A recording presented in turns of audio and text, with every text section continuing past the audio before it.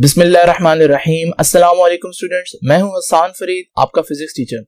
आज का हमारा आर्टिकल वेक्टर्स की रेजोल्यूशन से मुतालिक है। तो आइए स्टार्ट करते हैं आज का लेक्चर।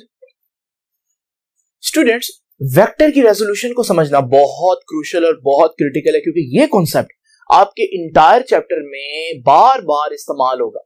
तो आज हम इसको बहुत डीप अंडरस्टैंडिंग देंगे और ये कुछ डेफिनेशंस मैंने आप लोगों के सामने लिखी हैं, जिनको भी मैं थोड़ी ही देर में डिफाइन करूंगा कि वेक्टर की रेजोल्यूशन बेसिकली होती क्या है, तो वेक्टर के कंपोनेंट से क्या मतलब है और वेक्टर का रेक्टेंगुलर कंपोनेंट क्या होता है। इससे पहले कि मैं ये डेफिनेशन करूं, क्यों ना पहले हम ये कॉन्सेप्ट लें कि ये रेजोल्यूशन क्या होती है। स्टूडेंट्स, सबसे पहले हम देखते हैं कि कंपोनेंट्स क्या होते हैं। जब मैं बात करूं कंपोनेंट्स की, तो कंपोनेंट्स का मतलब है कि किसी भी चीज के ऐसे दो हिस्से बना दें या तीन हिस्से बना दें या चार, या जितना आपका दिल करे, लेकिन उन हिस्सों में ये खास बात होनी चाहिए कि जब आप उनको ऐड करें तो वापस वही आंसर आए जिसके आपने हिस्से बनाए थे। कंपोनेंट्स वेक्टर्स के भी हो सकते हैं, स्केलर्स के भी हो सकते हैं। ऑल्दो इस चैप्टर में हमें पढ़ने चाहिए वेक्टर्स के कंपोनेंट्स, मगर डीप अंडरस्टैंडिंग के लिए क्यों ना पहले आपको एक आसान कॉन्सेप्ट दूं कि स्केलर अगर हम देखें उनके कंपोनेंट से क्या मतलब है। ये देखिए, मेरे पास स्केलर से मुराद होता है डिजिट्स, और डिजिट्स कोई भी डिजिट हो सकता है। मैंने आपके सामने एक डिजिट लिखा 8, मैं आपसे पूछता हूं इस 8 के कंपोनेंट्स बनाएं। क्या डेफिनेशन है कंपोनेंट्स की? कंपोनेंट्स जिनको ऐड करूं तो 8 आए। तो मैं कह सकता हूं 8 का एक कंपोनेंट है 1 और 7, क्योंकि मैं 1 और 7 को ऐड करूंगा तो 8 आएंगे। तो 1 और 7 8 के क्या हुए? कंपोनेंट्स हुए, हिस्से हुए, जिसे उर्दू में कहेंगे हम। क्या सिर्फ यही कंपोनेंट्स बनते हैं? आप कहेंगे नहीं सर, 2 और 6 भी तो 8 के ही कंपोनेंट्स। और अगर मैं 3 और 5 बोलूं तो 3 और 5 भी 8 के कंपोनेंट्स हैं, क्योंकि 3 और 5 को ऐड करूंगा तो 8 आएगा। और फिर 4 और 4 को भी हम देखें तो ये भी 8 के कंपोनेंट्स है। लेकिन जब आप इससे मजीद कंपोनेंट्स बनाना चाहेंगे तो फिर हमारे पास 4, आप यहां एक एक बढ़ा रहे हैं, 4 से आगे 5 करेंगे, और यहां कम कर रहे हैं तो 3 करेंगे, और 5 और 3 तो ऑलरेडी हो चुका है। 3 और 5 और 5 और 3 एक ही बात है।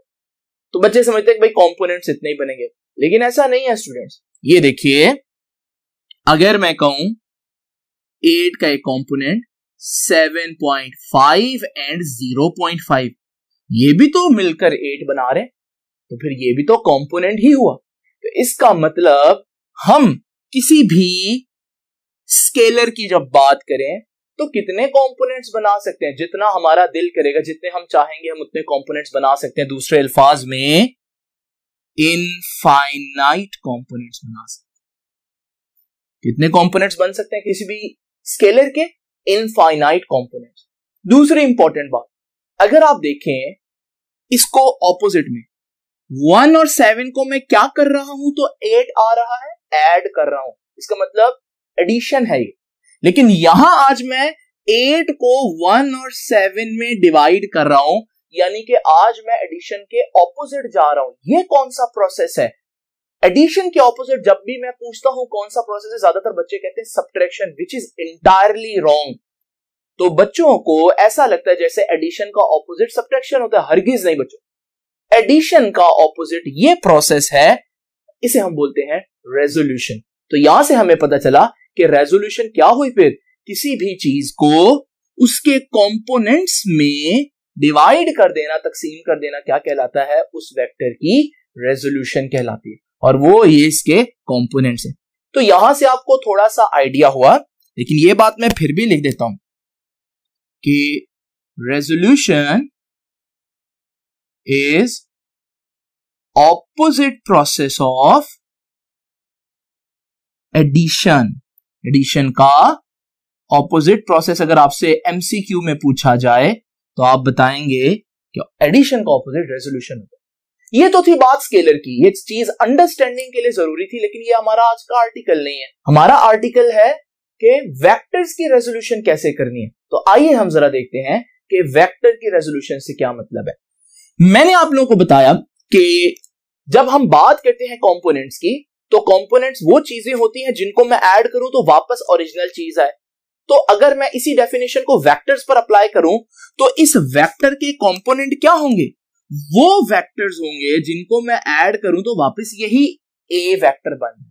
तो ये देखिए, अगर मेरे पास ये एक वेक्टर है सी या बी कह देता हूं, और ये एक वेक्टर है सी, तो आपको मालूम है अगर मैं बी और सी को हेड टू टेल जोड़ूं तो वापस ए आएगा।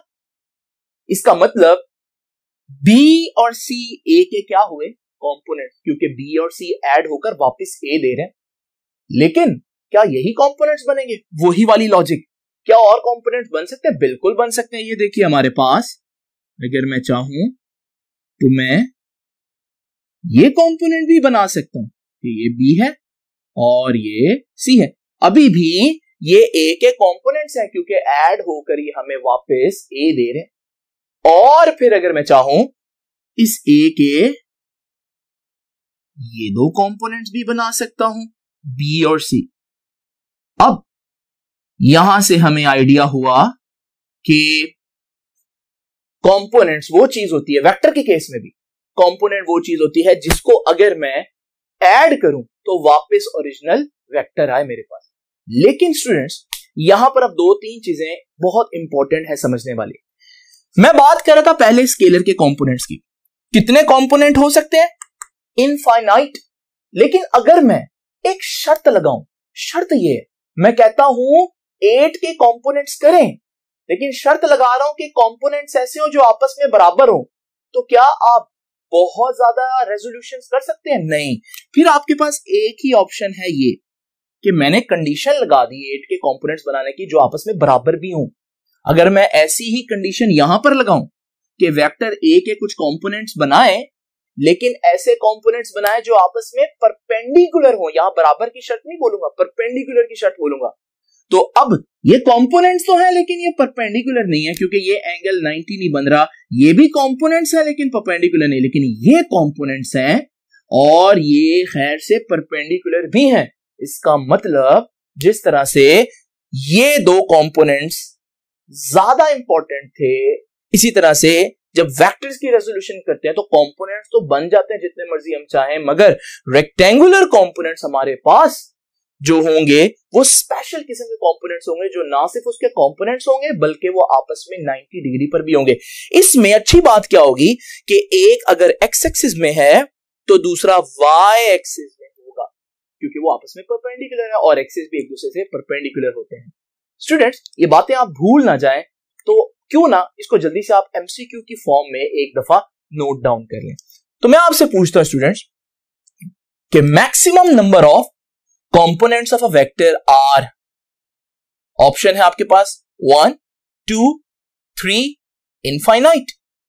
तो याद रखिएगा, सबसे पहले मैंने बताया था यहां इंपॉर्टेंट वर्ड क्या है? कंपोनेंट। मैंने कुछ नहीं बोला कौन सा कंपोनेंट। जब कंपोनेंट की बात करते हैं, कंपोनेंट तो आप जितने मर्जी बना दे, तो यहां ऑप्शन हमारे पास क्या आएगा? इनफाइनाइट। वही चीज जो मैंने यहां पर भी एक्सप्लेन किया। थोड़ा सा इस क्वेश्चन को चेंज करते हैं। ये देखिए, मैं कंपोनेंट की बजाय यहां पर वर्ड ऐड कर देता हूं रेक्टेंगुलर कंपोनेंट। अब जब मैं रेक्टेंगुलर कंपोनेंट ऐड करूंगा तो स्टूडेंट्स, रेक्टेंगुलर कंपोनेंट के बाद ये एमसीक्यू की स्टेटमेंट बनेगी कि maximum number of rectangular components are, वही ऑप्शंस हैं 1, 2, 3 और इनफाइनाइट। अब आपको पता है रेक्टेंगुलर कंपोनेंट्स इनफाइनाइट नहीं हो सकते, तो कितने हुए रेक्टेंगुलर कंपोनेंट्स? ज्यादातर बच्चे सोचेंगे 2, लेकिन ऐसा नहीं है स्टूडेंट्स। रेक्टेंगुलर कंपोनेंट्स 3 होते हैं। यहां सही ऑप्शन 3 है। क्यों? यहां पर जो मैंने बनाया ये एक्स एक्सिस और वाई एक्सिस है, लेकिन आपको मालूम है तीसरा जेड एक्सिस है, तो एक रेक्टेंगुलर कंपोनेंट जो इन पर भी परपेंडिकुलर हो वो जेड एक्सिस में भी हो सकता है। तो फिर यहां पर इसके क्यों 2 कंपोनेंट्स बन रहे हैं? क्योंकि ये है हमारे पास एक ऐसा वेक्टर जिसे हम बोलते हैं प्लेन वेक्टर। मैंने फर्स्ट लेक्चर में बताया था, जिसके सिर्फ 2 एक्सिस हो। अगर ये एमसीक्यू जो है मैं इसमें वेक्टर की बजाय प्लेन वेक्टर कर दूं तो ये बन जाएगा maximum number of rectangular components of a plane vector. इस सूरत में फिर से वही ऑप्शन अगर हमारे पास हो तो यहां पर फिर हमारे पास ऑप्शन जो है वो 2 रेक्टेंगुलर कंपोनेंट्स वाला सही होगा, क्योंकि जब हम प्लेन वेक्टर की बात करते हैं तो उसमें सिर्फ और सिर्फ दो रेक्टेंगुलर कंपोनेंट। एक और बात मैं आपको जुबानी बता देता हूं, और वो ये है कि अक्सर पूछा जाता है कि हमारे पास क्या कंपोनेंट अपने वेक्टर से बड़ा हो सकता है? तो बिल्कुल, कंपोनेंट अपने वेक्टर से बड़ा हो सकता है। लेकिन जब यह पूछा जाए क्या रेक्टेंगुलर कंपोनेंट अपने वेक्टर से बड़ा हो सकता है, तो नहीं, रेक्टेंगुलर कंपोनेंट अपने वेक्टर से हमेशा छोटा होगा, क्योंकि ये राइट एंगल ट्राइंगल बन रही है और वेक्टर खुद ट्राइंगल का हाइपोटेनस है, और हाइपोटेनस हमेशा ग्रेटेस्ट साइड होती है, तो ये उससे कभी भी बड़ा नहीं हो सकता। तो स्टूडेंट्स, ये थे थोड़ा सा कॉन्सेप्ट। आई होप कि आपको रेजोल्यूशन भी समझ में आ गई होगी, कंपोनेंट भी समझ में आ गई, लेकिन इन चीजों को लिखना किस तरह से है आइए जरा देखते हैं। तो स्टूडेंट्स, अभी हम डिफाइन करते हैं ये टर्म्स को।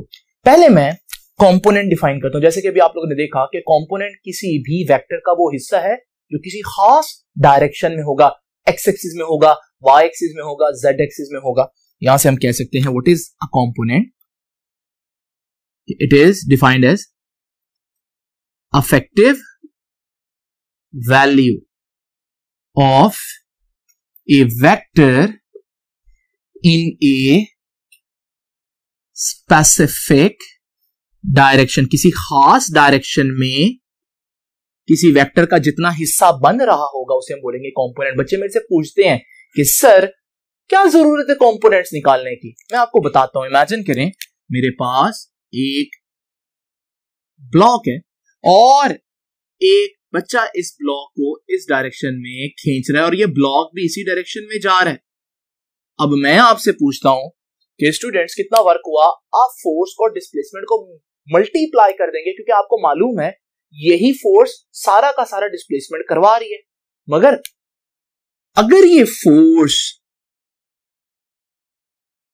इस डायरेक्शन में लगा रही हो, आपने देखा होगा अक्सर बच्चे धागा बांधकर गाड़ी को चला रहे होते हैं। इस सूरत में धागा जो है वो इधर को फोर्स लगा रहा है, गाड़ी इधर को जा रही है। क्या ये पूरी की पूरी फोर्स, सपोज करो अगर 10 न्यूटन है, क्या ये पूरी की पूरी फोर्स 10 न्यूटन की डिस्प्लेसमेंट करवा रही है? आप कहेंगे नहीं सर, इस 10 न्यूटन की फोर्स का कुछ कंपोनेंट डिस्प्लेसमेंट करवा रहा होगा, सारा नहीं। तो फिर हमें कंपोनेंट निकालना पड़ा ना इस सूरत में। लेकिन वो निकालना कैसे, वो भी हम डिस्कस करते हैं। ये देखिए स्टूडेंट्स, तो मैंने बताया कि कंपोनेंट क्या होता है। अभी असल वेक्टर को कंपोनेंट्स में डिवाइड कर देना, इस प्रोसेस को मैंने क्या नाम दिया? Resolution of a vector. तो what is resolution? It is a process of resolving a vector into its components। एक वेक्टर को उसके कंपोनेंट्स में डिवाइड करने का ये जो प्रोसेस है इसे बोलते हैं रेजोल्यूशन ऑफ अ वेक्टर। अब हम डिस्कस करते हैं कि कंपोनेंट्स तो कई किस्म के होते हैं। ये रेक्टेंगुलर कंपोनेंट क्या है? अभी मैंने आपको बताया रेक्टेंगुलर कंपोनेंट्स क्या होते हैं, जो एक दूसरे पर परपेंडिकुलर भी हो, और हमारे लिए ये ज्यादा कारआमद है, ये ज्यादा आसान कर देते हैं हमारे काम को। ये देखिए जी, आपकी बुक कहेगी कि इट इज यूजुअली कन्वीनियंट। कहता है अक्सर ये हमारे लिए आसान होता है। क्या आसान होता है? To resolve a vector into components. Vector को ऐसे कंपोनेंट्स में डिवाइड करना विच आर, जो परपेंडिकुलर टू ईच अदर, आपस में परपेंडिकुलर भी हों। और इन्हें हम क्या बोलेंगे? इन्हें हम बोलेंगे they are called rectangular components. अभी मैंने आपको एमसीक्यू में बताया ना स्टूडेंट्स, कितने होते हैं रेक्टेंगुलर कंपोनेंट्स? अगर हमारे पास एक प्लेन वेक्टर हो, यानी कि एक ऐसा वेक्टर हो जिसके दो एक्सिस हो, तो फिर हमारे पास उसके रेक्टेंगुलर कंपोनेंट्स भी दो ही होंगे, एक्स कंपोनेंट और वाई कंपोनेंट। लेकिन अगर हमारे पास एक ऐसा वेक्टर हो जो स्पेस वेक्टर हो, स्टूडेंट जिन्होंने मेरा पहला लेक्चर लिया उन्हें पता है स्पेस वेक्टर 3D वेक्टर को बोलते हैं, जिसके 3 एक्सिस हो। तो अगर उसके 3 एक्सिस हैं तो फिर उसके रेक्टेंगुलर कंपोनेंट्स भी 3 ही होंगे। तो ये तो हो गया थोड़ा सा डेफिनेशन जो आप लोगों ने याद रखनी है। अब रेक्टेंगुलर कंपोनेंट्स, जैसे कि ये रेक्टेंगुलर कंपोनेंट्स अगर आपने निकालने हैं तो कैलकुलेशन कैसे करनी है? तो आइए जरा देखते हैं रेक्टेंगुलर कंपोनेंट्स की मैथमेटिकल डेरिवेशन।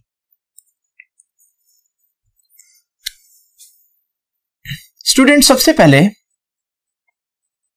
मैं थोड़ा सा आपको बता दूं कि आपने अगर ये लॉन्ग क्वेश्चन आता है तो इसको अटेम्प्ट कैसे करना है। आपने हेडिंग देनी है एक्सप्लेनेशन की। अब एक्सप्लेन कैसे करना है? एक्सप्लेनेशन में मेजॉरिटी ऑफ द टाइम आपकी बुक क्या करेगी? दो बातें आएंगी, डायग्राम और उसी की एक्सप्लेनेशन। तो पहले तो मैं आप लोगों को बताता हूं वेक्टर को रिजॉल्व करने का ये जो डायग्राम है ये कैसे बनानी है। तो सबसे पहले तो हमारे पास एक वेक्टर ही होना चाहिए। ये देखिए स्टूडेंट्स, मेरे पास ये एक्स एक्सिस और वाई एक्सिस है, कोऑर्डिनेट्स सिस्टम है, रेक्टेंगुलर कोऑर्डिनेट सिस्टम। मैं यहां पर आपके सामने एक वेक्टर बना देता हूं। ये वेक्टर स्टार्ट हो रहा है पॉइंट ओ से और ये एंड हो रहा है पॉइंट पी पर। तो ये जो वेक्टर है जो कि लाइन ओपी बता रही है, इसे हम बोलते हैं कि ये है वेक्टर ए। अब जैसे कि मैंने बताया इसके रेक्टेंगुलर कंपोनेंट्स करने, कैसे करने? बहुत आसान है। आप इसके रेक्टेंगुलर कंपोनेंट्स इस तरह से करेंगे कि आप एक लाइन सीधी एक्स एक्सिस तक लेकर जाएंगे और एक लाइन बिल्कुल परपेंडिकुलर वाई एक्सिस तक लेकर जाएंगे। ये लाइन एक्स एक्सिस पर जितना हिस्सा कट करेगी वो होगा उस वेक्टर का एक्स कंपोनेंट, और ये लाइन जितना वाई एक्सिस पर कट करेगी ये इस वेक्टर का उतना हिस्सा बन जाएगा उसका वाई कंपोनेंट। तो ये हो गया हमारे पास एक्स कंपोनेंट और वाई कंपोनेंट। और यहां पर अगर ये एक्स कंपोनेंट है तो फिर ये भी तो उतना ही हिस्सा है, तो मैं इसको भी एक्स कंपोनेंट कह सकता हूं। और अगर ये वाई है तो ये भी वाई कंपोनेंट कहलाया जा सकता है, इसमें कोई हर्ज नहीं है। अब हमारे पास ये जो एंगल है जिस पर वेक्टर था, ये एंगल है एंगल थीटा। नाउ स्टूडेंट्स जरा देखते हैं कि एक्सप्लेनेशन में आप लोगों ने क्या लिखना है। आपने यही सारी बातें लिखनी है। ये पॉइंट्स को आप नाम दे देंगे, इस पॉइंट को आप m कह दें, इस पॉइंट को आप n कह दें। तो आप क्या लिखेंगे? बुक की लाइंस इस तरह से होगी कि consider a vector in xy plane at an angle theta, और फिर आप बताएंगे आप उसको रिजॉल्व करेंगे, एक लाइन ड्रॉ करेंगे which will cut x axis on point m and y axis on point n. So ON is your y component, OM is your x component. याद है हम लोगों ने पढ़ा था कि x component और y component में खास बात क्या है। यहां पर मैं लिख दूं कि आप लोगों ने यहां से आगे बुक की लाइंस लिखनी है खुद ही। लो भाई अब जरा देखें कंपोनेंट में खास बात क्या होती है। अगर आप उनको ऐड करें तो वापस ओरिजिनल वेक्टर बनता है, यही बताया था मैंने। तो जरा देखें, मैं कह सकता हूं कि अगर x कंपोनेंट को ऐड करूं और y कंपोनेंट को ऐड करूं तो मेरे पास क्या बनेगा? ओरिजिनल वेक्टर बनेगा। नाउ स्टूडेंट्स यहां पर एक इश्यू है, और वो इश्यू क्या है कि आप देख सकते हैं x और y तो स्केलर्स है, क्योंकि मैग्नीट्यूड है, स्केलर्स ऐड होकर वेक्टर थोड़ी ना आ सकते हैं। इसका मतलब मुझे या तो इनके ऊपर वेक्टर का निशान डालना पड़ेगा, और अगर मैं ये नहीं करना चाहता तो फिर मुझे इनके साथ इनके यूनिट वेक्टर लगाने पड़ेंगे। आपको याद है x एक्सिस में यूनिट वेक्टर i हैट होता है और y एक्सिस में usually unit vector j hat होता है। तो फिर मैं यहां पर i हैट और j हैट लिख देता हूं। तो ये हम इक्वेशन लिख सकते हैं यहां पर। अब जरा x कंपोनेंट भी निकालते हैं और y कंपोनेंट भी निकालते हैं। तो स्टूडेंट्स सबसे पहले x कंपोनेंट, बहुत आसान काम है ये। x कंपोनेंट कैसे निकालना है जरा देखते हैं। स्टूडेंट आप देख सकते हैं अगर मैं इस एंगल का कॉस लूं, किसी भी ट्राइंगल में कॉस थीटा किसके बराबर होता है? मैं यहां लिख देता हूं इन ट्राइंगल OMP। ये जो ट्राइंगल है OMP, कॉस थीटा किसके बराबर होता है? कॉस थीटा बराबर होता है बेस ओवर हाइपोटेन्यूज। तो बेस ओवर हाइपोटेन्यूज, बेस क्या है? थीटा के साथ वाली बेस OM ओवर हाइपोटेन्यूज क्या है? हाइपोटेन्यूज लॉन्गेस्ट साइड होती है यानी कि A। मैं वेक्टर नहीं लिखूंगा, मैं OP मैग्नीट्यूड लिखूंगा, क्योंकि यहां पर हम मैग्नीट्यूड को डिस्कस करेंगे। अब OM कितना है? OM का मैग्नीट्यूड तो x कंपोनेंट जितना है, तो AX, और OP का मैग्नीट्यूड तो A का मैग्नीट्यूड है।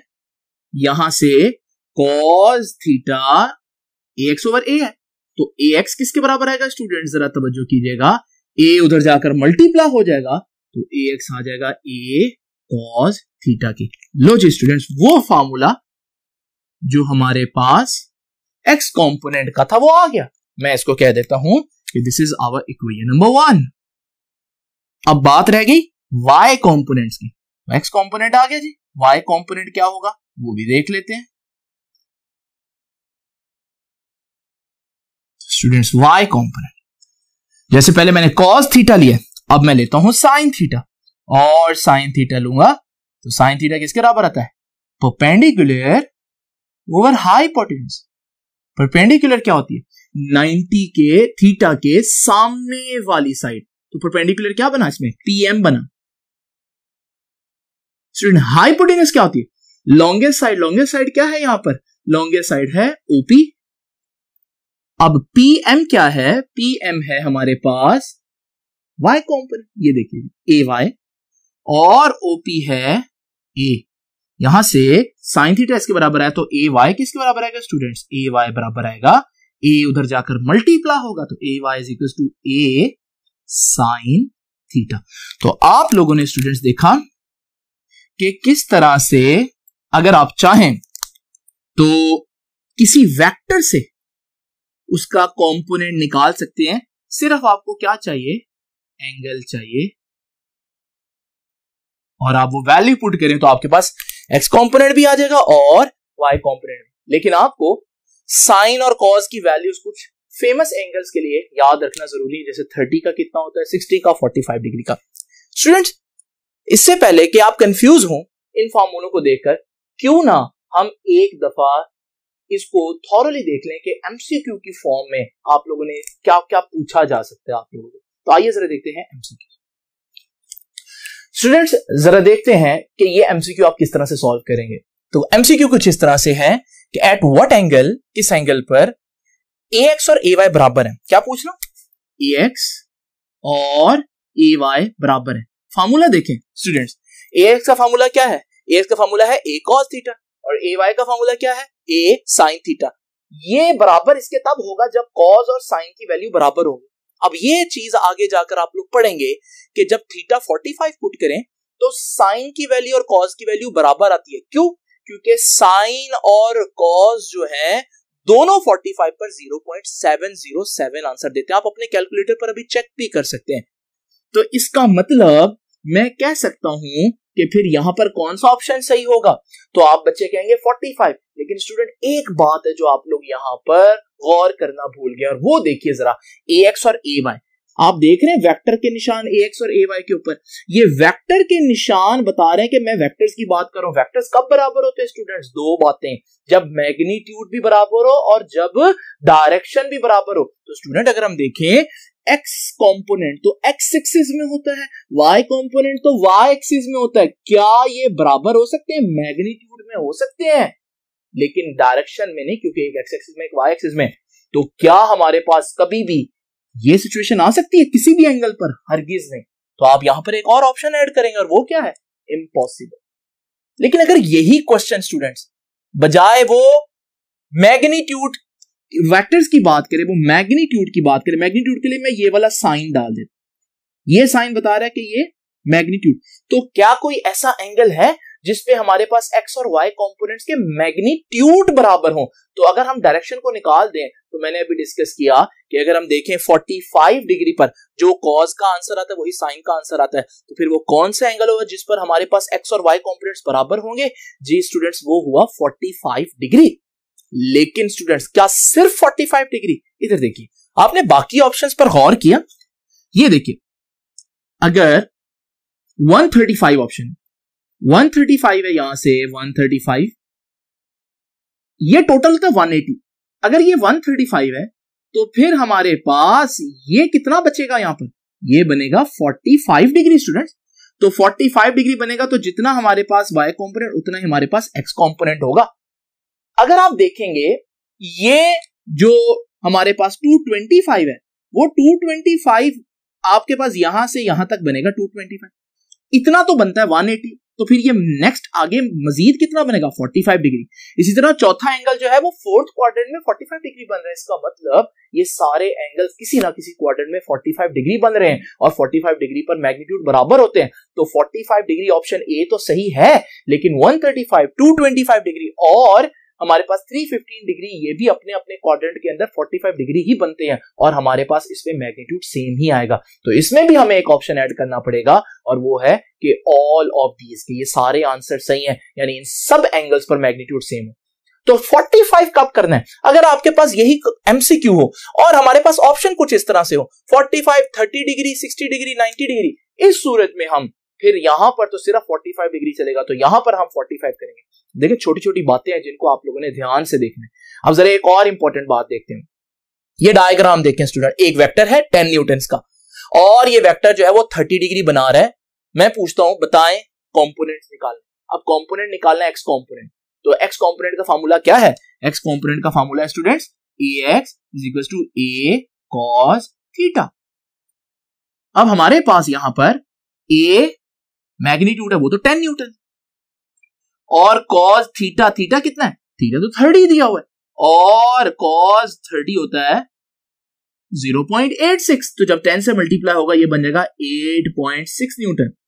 तो यहां पर हमारे पास 8.6 न्यूटन। बच्चे समझेंगे नहीं है ये भी आंसर। यहां पर भी एक चीज मिस्टेक है और वो मिस्टेक आप लोगों ने नोट नहीं की। वो बात ये है कि थीटा अगर आप देखें, थीटा कहां से दिया हुआ उसने? स्टूडेंट्स थीटा उसने दिया हुआ है वर्टिकल से, यहां से। कभी भी ये थीटा एक्सेप्ट नहीं करना। ये एंगल हमारा एंगल नहीं है जो इधर पुट करना है, हमने हमेशा ये वाला एंगल पुट करना है। अगर आपको मालूम है ये 30 है, टोटल 90 होता है, तो फिर ये कितना होगा? 60। तो हम यहां पर बजाय थीटा में 30 पुट करने के क्या पुट करेंगे? हम पुट करेंगे 60 डिग्री और cos 60 कितना होता है? 0.5। तो इसका आंसर आ जाएगा 0.5 मल्टीप्लाई बाय 10 5 न्यूटन। तो स्टूडेंट्स आप लोगों ने देखा कि किस तरह छोटी छोटी चीजें भी आप लोगों को गौर से देखनी होंगी अगर आप वेक्टर्स को सही तरह से सॉल्व करना चाहते हैं। आई होप कि आपको कंपोनेंट्स अच्छी तरह से समझ में आ गए होंगे। तो स्टूडेंट्स ये हम लोगों ने जो फार्मूले निकाले, इसमें आप ओरिजिनल वेक्टर से एक्स कंपोनेंट और ओरिजिनल वेक्टर से वाई कंपोनेंट निकाल सकते हैं। लेकिन बच्चे पूछते हैं सर अगर हमें कंपोनेंट्स दिए हो क्या हम वापस ओरिजिनल वेक्टर निकाल सकते हैं? बिल्कुल, और अभी मैं यही टेक्निक आपको सिखाने जा रहा हूं।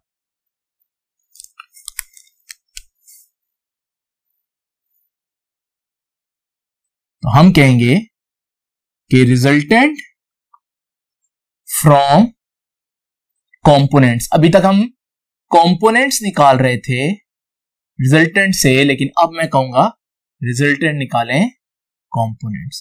तो देखिए जी, वही ट्राइंगल लेते हैं, in triangle OMP, this triangle OMP, और इस ट्राइंगल में मैं कहूंगा पाइथागोरस थ्योरम आप लोगों ने पढ़ा। पाइथागोरस थ्योरम क्या कहता है कि हमारे पास हाइपोटेनस का square is equal to base square plus perpendicular square. अब हाइपोटेनस क्या है? ये साइड, और ये साइड तो OP है। बेस क्या है? थीटा के साथ वाली ये वाली साइड OM, और परपेंडिकुलर क्या है स्टूडेंट? थीटा के सामने वाली साइड राइट एंगल ट्राइंगल में PM। अब जरा देखते हैं क्या इनके स्पेशल नेम बनते हैं? बिल्कुल, OP तो A है, OM तो AX है। मैं मैग्नीट्यूड्स की बात कर रहा हूं, इस वजह से मैं I हैट J हैट नहीं लूंगा, और PM तो Y है, तो AY और उसका स्क्वायर। तो जी स्टूडेंट्स यहां से A किसके बराबर है? AX का स्क्वायर प्लस AY का स्क्वायर और उसका अंडर रूट, क्योंकि दोनों तरफ मुझे अंडर रूट लेना पड़ेगा। स्टूडेंट्स ये बहुत इंपॉर्टेंट फॉर्मूला है, इसे मैं कह देता हूं नंबर 3। तो अगर आपके पास एक्स और वाई कंपोनेंट्स हो, आप एक्स और वाई कंपोनेंट्स पुट करें तो आपके पास ओरिजिनल वेक्टर का मैग्नीट्यूड आ जाएगा। अब लास्ट चीज आज की, और वो है angle theta of resultant. Resultant का अगर आपने एंगल निकालना है तो कैसे निकालना? स्टूडेंट ध्यान कीजिएगा, हम फिर से उसी ट्राइंगल में, इन ट्राइंगल OMP मैं कह सकता हूं ट्राइंगल OMP में कि थीटा tan थीटा किसके बराबर होता है? tan थीटा बराबर होता है परपेंडिकुलर ओवर बेस। परपेंडिकुलर क्या बन रहा है जी? अब मैं डायरेक्ट कहता हूं AY बेस क्या बन रही है स्टूडेंट्स? ax, यहां से थीटा किसके बराबर आएगा? tan इनवर्स, ये tan उधर जाकर इनवर्स हो गया और वहां क्या है? ay over ax। तो ये हमारे पास, अगर आपको थीटा निकालना हो तो फिर ये फॉर्मूला लगाएंगे, और अगर आपको वेक्टर a का मैग्नीट्यूड निकालना हो तो फिर हम ये फॉर्मूला लगाएंगे। आइए इन दोनों फॉर्मूले से रिलेटेड भी एक दो इंपॉर्टेंट बातें देखते हैं। पहली बात, अगर आपका x कंपोनेंट नेगेटिव है, y कंपोनेंट नेगेटिव है, आपके वेक्टर का मैग्नीट्यूड नेगेटिव नहीं हो सकता। क्यों? क्योंकि अब आप स्क्वायर लेंगे तो आपका आंसर तो पॉजिटिव हो जाएगा। तो ये वो आपसे शॉर्ट क्वेश्चन पूछेगा, क्या किसी वेक्टर का मैग्नीट्यूड नेगेटिव हो सकता है? आप कहेंगे नहीं, कभी भी नहीं हो सकता। हालांकि अगर उनके दोनों वेक्टर्स भी नेगेटिव हो फिर भी उनका मैग्नीट्यूड नेगेटिव नहीं हो सकता, कंपोनेंट्स नेगेटिव होने पर भी। और इस एंगल से रिलेटेड क्या क्या बातें पूछी जा सकती है, आइए जरा देखते हैं। तो स्टूडेंट जरा देखते हैं ये दो एमसीक्यू। पहला एमसीक्यू क्या कहता है? At what angle x and y components are equal. ये पहले भी हम लोगों ने देखा है, लेकिन यहां क्योंकि थीटा का फार्मूला पड़ा है उस हिसाब से देखते हैं आप लोगों ने एंगल कैसे फाइंड आउट करना है। Theta is equal to tan inverse y component over x component. Now students, y component क्या है? y कंपोनेंट और x कंपोनेंट तो बराबर है, तो ये जब बराबर होंगे कैंसिल होंगे, हमारे पास रह जाएगा 1, और 1 का tan इनवर्स जब आप लेंगे तो आपके पास आंसर आएगा 45 डिग्री। ये आप कैलकुलेटर से दे सकते हैं, लेकिन अगर आप वैसे विजुअली देखना चाहें, ये देखें जी, हमारे पास ये एक वेक्टर है, ये अगर वेक्टर है 45 डिग्री पर, ये बनेगा इसका y कंपोनेंट और ये बनेगा इसका x कंपोनेंट, यहां से यहां तक और यहां से यहां तक। आप देख सकते हैं कि x और y कंपोनेंट तकरीबन दोनों बराबर बन रहे हैं। इसका मतलब आप बनाकर भी देख सकते हैं, ड्रॉ करके भी देख सकते हैं कि 45 डिग्री पर x और y कंपोनेंट बराबर होंगे। बिल्कुल ऐसा ही यहां पर हमारे पास ये क्वेश्चन है, कहता है ax 4 है, ay 5 है, थीटा निकालें। अब आप स्टूडेंट्स फौरन से फॉर्मूला लगाएंगे कि theta is equal to tan inverse ऊपर y कंपोनेंट नीचे x कंपोनेंट, y कंपोनेंट और x कंपोनेंट जैसे ही आप वैल्यूज पुट करेंगे तो 5 पुट करेंगे और 4 पुट करेंगे, और जैसे ही आप इसको सॉल्व करने लगेंगे, अगर आप एम कैट कर रहे हैं या ई कैट कर रहे हैं तो आपको पता चलेगा कि यार यहां तो मैं थीटा निकाल ही नहीं सकता, क्योंकि tan इनवर्स निकालने के लिए आई नीड अ कैलकुलेटर, और कैलकुलेटर तो वहां पर अलाउ नहीं है। यहां पर क्या करें? क्या कोई और लॉजिक, कोई ट्रिक हमारी यहां हेल्प कर सकता है? बिल्कुल कर सकता है। ये देखिए स्टूडेंट्स, हम कह सकते हैं, देख सकते हैं कि y कंपोनेंट x कंपोनेंट से बड़ा जरूर है। ये 5 है, ये 4 है, तो y कंपोनेंट इज ग्रेटर। अब मुझे ये भी मालूम है कि वो कौन सा एंगल है जिस पर 45 पर, जिस पर x और y बराबर होते हैं। तो अगर 45 होता तो जितना x उतना y, लेकिन हमें मालूम है y कंपोनेंट बड़ा है। y कंपोनेंट कब बड़ा होगा? जब मैं इस वेक्टर को थोड़ा सा यूं बनाऊंगा, क्योंकि इस सूरत में इसका y यानी कि इसकी हाइट ज्यादा, लेकिन इसका x कंपोनेंट कम हो जाएगा। इसका मतलब मुझे मालूम है कि अगर y कंपोनेंट x कंपोनेंट से बड़ा है तो ये एक ही सूरत में हो सकता है, जब एंगल 45 से बड़ा हो। और अगर आप देखें इसमें एंगल 45 से सिर्फ और सिर्फ एक ही बड़ा है, तो विदाउट यूजिंग कैलकुलेटर मैं गेस कर सकता हूं कि मेरा एंगल जो है वो 51 डिग्री होगा, बशर्ते कि कोई और एंगल इस तरह का 45 से बड़ा ना हो। तो थोड़ा सा आप इनको देखें कि किस तरह से हिट एंड ट्रायल करके आप बजाय सही आंसर ढूंढने के आप गलत आंसर्स ढूंढकर उनको एलिमिनेट कर देंगे, और आपके पास जो बाकी बचेगा वही आपका सही आंसर होगा। ये था स्टूडेंट्स आज का लेक्चर। आई होप कि आप इसको अच्छी तरह से रेडी करेंगे। बहुत इंपॉर्टेंट है, और ये बेसिक इस वजह से है क्योंकि ये पूरे आपके चैप्टर में थ्रू आउट ये कॉन्सेप्ट्स यूज होंगे। तो यहां जितना आप इसको स्ट्रॉन्ग करेंगे उतना आगे ही आपके लिए फायदा है। तो मैं यहां पर आप लेक्चर छोड़ता हूं, आप लोग इसको अच्छी तरह से दोबारा देख लें। चाहे अगर कोई चीज नहीं समझ में आती तो वहां वीडियो रोक कर दोबारा रिवाइंड करके देखा करें।